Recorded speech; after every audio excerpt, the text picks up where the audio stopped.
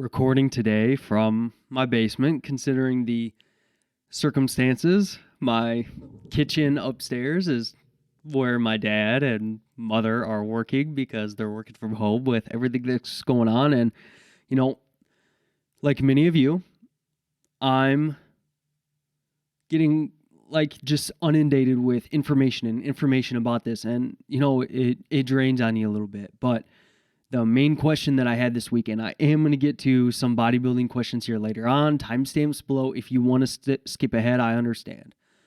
But the main questions that I got this week were surrounding the virus and managing that and that sort of thing, and just what I think about it and that sort of thing. And I think that there's a lot of people on the internet right now that are giving their opinion about this virus that don't know anything about viruses and the implications of this. And that's like one of the scariest things about this, is that we just don't know the kind of information about what's going on, what's true, what's bullshit. Like, it's hard to say. So I'm not going to join in that, and I'm not going to say, how long I think it's going to last or anything like that, because I have no idea, But what I can say is that in these situations, I don't think that panicking about it is the answer.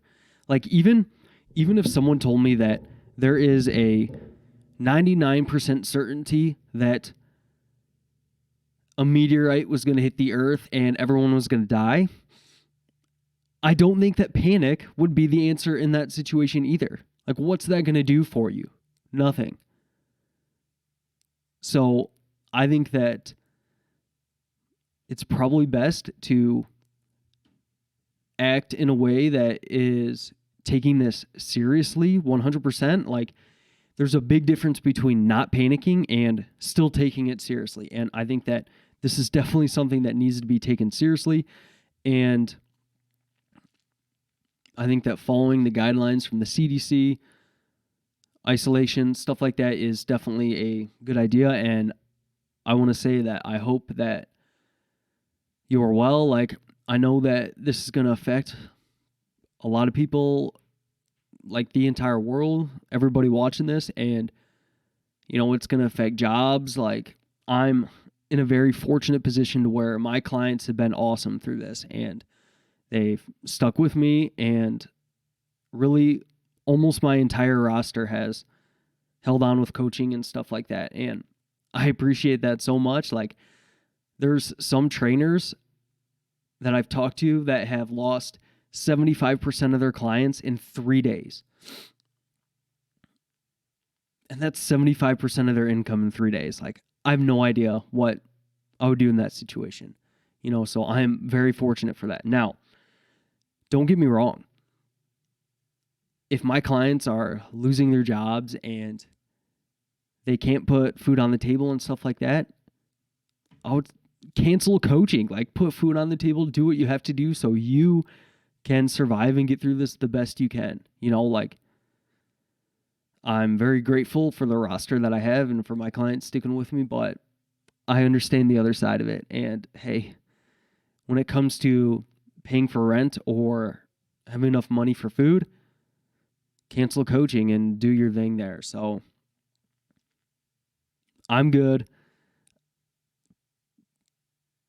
I hope that you're good. And like everybody else, I hope that we're able to kind of make it through this thing, flatten that curve, so to speak, that everyone's been talking about. And hopefully in a few weeks, we can start getting things back online and stuff. But I also understand there's a realistic probability that it's going to have longer term implications. But I hope that you're all right. And the best thing we can do right now is focus on what we can control and do our best with things. So that brings me to doing our best with things, with training and nutrition. What do you do in this situation? Well, I basically spent this whole week creating at-home workouts and giving recommendations on this. So here's what I would go with. All right. For the most part, if you're restricted to doing basically body weight exercises at home or with some bands and stuff like that, and I think that bands are great. Like, they can definitely help you with some exercises that you can't just do with body weight stuff. But if you're training at home and that sort of thing, I would really just focus on treating this as a maintenance phase, hopefully just a 3 or 4 week maintenance phase, and then you can get back to the gym and stuff like that. And it's really not going to be a big deal. And regarding that, I would focus on getting in about 6 to 10 sets, hard sets, like to failure per muscle per week. Maybe split that into 2 sessions and you're good. All right. So it's probably going to be, if you can do anything, pull-ups on anything, or you could do banded rows, if it's push-ups, or if it's tricep dips, or if it's banded tricep extensions, or banded cable flies, or banded bicep curls, or finding something heavy to curl, finding something heavy to lateral raise, banded lateral raises, body weight. I would start your leg sessions with a single leg Bulgarian split squat or something like that. So you can just focus on one leg at a time at first and have all of your weight on that one leg to fatigue that leg first. Go to failure with that. Do the other leg, go to failure with that. And then maybe after a few sets of that, you follow it up with squats. So you're already kind of pre-fatigued. And then you can put your heels on a plate or something and do some nice deep squats. Keep constant tension, slow the eccentric. You can use pauses, stuff like that. Make it challenging. And that's going to be a brutal workout. And you're definitely going to maintain by doing 6 to 10 sets to failure per muscle per week with that. All right. So that's a good thing there. And on Instagram, there's other recommendations for the Team Revive Instagram, and Coach Harry Smith has posted some workouts you can do at home. So check those out. There's a whole bunch of good content out there. JPS Health and Fitness has some good stuff on it. So a lot of stuff that you can find there. All right. Now, nutritionally, I think that if you're going through a fat loss phase, you can probably still continue that for at least a couple of weeks here. If you're doing body weight workouts, you're maintaining stuff, you have some access to stuff, you can still get hard sessions in. I think that you still can maintain stuff for 2 to 3 weeks here, for sure. Now, if it comes to the point to where you're training at home for several weeks, there might come a point there to where I might just bring things to maintenance and hold out at maintenance for the rest of that. But I do think that if you're like just finishing a cut or something like that, a couple weeks probably, you're going to be fine. Now, if you're going through a gaining phase, I probably wouldn't push. I don't think that this would be the time to push body weight up like crazy or anything like that. And I would more or less shoot for maintenance. Like maybe the novel stimulus of doing body weight exercises and stuff like that will actually cause some growth at maintenance. But I don't think that this would be the best time to really push that body weight. And I would probably just focus on maintaining on that front. All right. So that's kind of what I would do for training and nutrition around this. I hope that helps. And above all else, I hope that you're healthy, your friends, family, all that stuff are good. All right. So with that out of the way, the questions this week. So the first question is short and long-term consequences of a low fat intake. So when you have a very low fat intake for a long time, it can likely, and when I say very low, I would say much under about 15 to 20% of your total calories, or about 0.3 grams per pound, then you're getting pretty low. And I would say if you're under that for more than just a few weeks, you could potentially start running into issues with different hormonal things, because fats do help with hormones and stuff like that. And lower fat intakes can potentially result in, or very low fat intakes can potentially result in a little bit less anabolic hormones, stuff like that. So it can have some hormonal implications, and it can also have some vitamin absorption implications, to where there's certain vitamins that are only kind of soluble, fat-soluble vitamins in fat. So if our fat intake is really low, we might not do as well with being able to use those vitamins and that sort of thing. So those are a couple of the implications. I'm sure there's more, but like these specific nutrient nuances are can get very complex, and I'm not like a nutritionist and stuff like that, and this isn't my specific expertise, but I do know hormones and vitamin absorption are a couple of the big ones for why you wouldn't want to go like crazy low fat all the time. And I also believe that there's research to where stress and anxiety can also increase if your fat intake is below like 15 or 20% of your total daily intake as well. So that's a potential consideration there too. Now, over the short term, I don't think that there's going to be big impacts either way. I think that most people are probably fine to go a couple of weeks with really dang low fat intake. Could there be some acute things that you notice? Maybe satiety is really low because you have no fats whatsoever, or really low fats, or is digestion a little worse with low fats, or could you see a little bit of a spike in stress and stuff like that? Maybe, but humans are pretty resilient, and for just a couple of weeks, I think that most people are just going to be just fine with that, and things are going to come back pretty well after that, all right?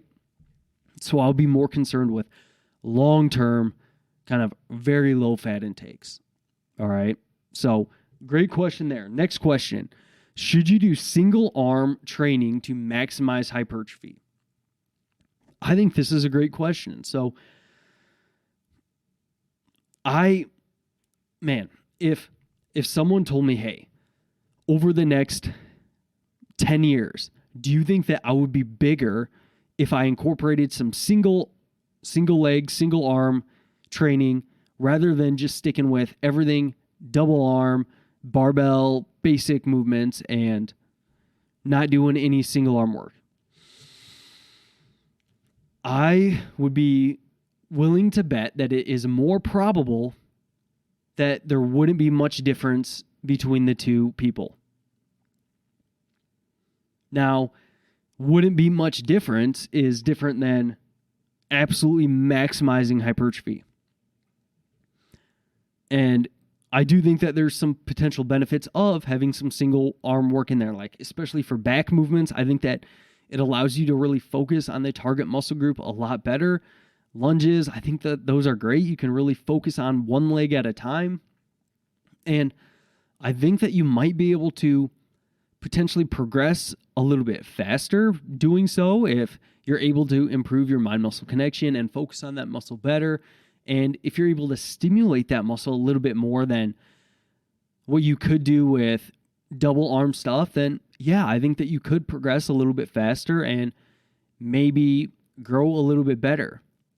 But over the course of the long run, over 10 years, I think that's when you start seeing the main differences being in just probably genetics and that sort of thing that kind of outwin stuff, and these little nuances in training may not matter as much over the long run. But I think that it could potentially help, and probably more so for muscle groups that are maybe more difficult to target and that sort of thing. So like your glutes on lunges, I think that's a muscle group that might be difficult to target specifically if you are doing squats or something like that, or if you're doing rows, that sort of thing. Then doing them single arm can potentially help. But like bicep curls, tricep exercises, even your chest, like maybe not much of a difference there. Hamstrings, maybe not much of a difference. Lateral raises, maybe not much of a difference. But maybe for a few of those muscle groups, yeah, it could help you progress a little bit better. In the long run, do I think that you're kind of going to be in the same place? Probably. All right. So hope that answers your question there. And the final question this week, because went a little bit long with the Corona stuff, but hope that you weren't just like completely tired of that stuff and that didn't provide any value whatsoever. But last question, can you maximize hamstring growth with just leg curls instead of doing like RDLs and stuff like that? So the way that the hamstrings are structured in your body, it's probably a good idea to do a variety of hip hinge and leg curl movements, because some of your hamstring muscles don't cross all of the joints in your legs, and it might be beneficial to do leg curls and kind of those hip hinge movements to where you're working different muscle actions and targeting different parts of your hamstring and different hamstring muscles. So I think that if you're shooting for full hamstring development, yes, I would probably go the route of doing some hip hinges and doing some leg curls and that sort of thing. Now, if someone just did leg curls, do I think that they could still develop their hamstrings to a point to where that they would probably be happy with their growth, depending on their goals? Like, if they just want their hamstrings to look fairly proportional to their upper body, their quads, and that sort of thing, I think that you could probably go a long ways with just hamstring curls and probably be fine. But I do think that, especially maybe for that distal portion of the hamstring and for full development, probably a hip hinge is a good idea. But depending on someone's goals, it might be totally fine to just do hamstring curls, all right? So I appreciate the questions. Sorry if I had a little bit more of a somber tone this week, but I hope you're all good. Hang in there this week. Do what you can, control what you control, and I appreciate you checking this out. Check in with me in the comments below. Let me know how you're doing, and that's all I got for you, all right? All right. See you guys.